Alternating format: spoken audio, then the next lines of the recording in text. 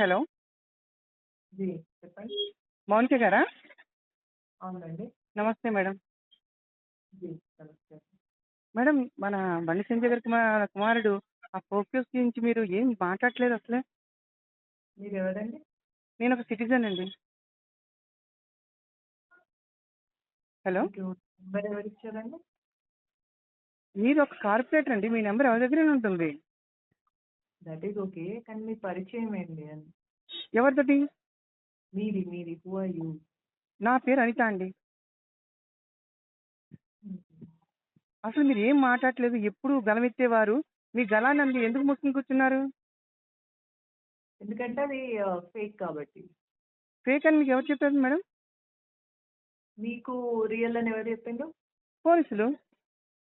మీరు ఏ పోలీస్ చెప్పిండు మీకు? అది ఎక్కడ కేసు అక్కడ న్యూస్ విన్నాక చూశాక అది క్లియర్గా తెలుస్తున్నప్పుడు మీరు గలం ఎత్తకుండా అదే వేరే వాళ్ళు ఎవరు చేసినా మీరు రోడ్డుకి ఎంత అరావి చేస్తారండి? అటువంటిది మీ పార్టీ వ్యక్తనా ఏంటి? నాకు అర్థం కాలేదు. మీలాంటి వాళ్ళు అలా మౌనంగా ఉండొచ్చండి? మీ మీ మీరు ఏం చేస్తారండి?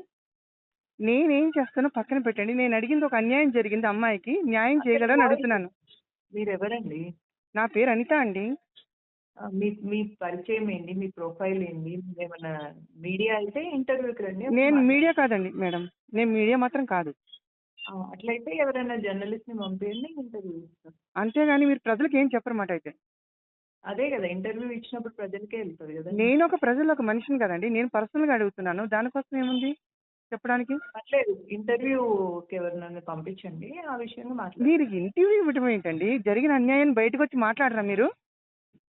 పార్టీ లైన్ ఫాలో కావాలి కదండి. ఇంటర్వ్యూ ఇస్తే అంటే పార్టీలో ఎవరు తప్పు చేసేసినా మనం సమర్థించుకోవాలి, బయట వాళ్ళు ఎవరైనా చేస్తే మనం రోడ్డు ఎక్కాలి, అంతేనా మీ లైనప్? మీకు అట్లా అర్థమైతే నేనేం చేయాలి దానికి? అర్థమైతే ఏంటి మేడం? మీరు ఊహించుకున్నారు. ఊహించుకోవడం ఏంటి? ఇప్పటి వరకు మీరు ఒక్కసారి ఒక్క ప్రెస్ మీట్ పెట్టారా? ఒకరితో ఏమైనా చెప్పారా? చేశారా?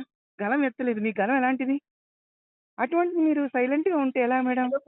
మళ్ళీ ఆద్యో డోర్ క్లోజ్ చేసేసేయండి, ఏసీ బయటికి పోతుంది.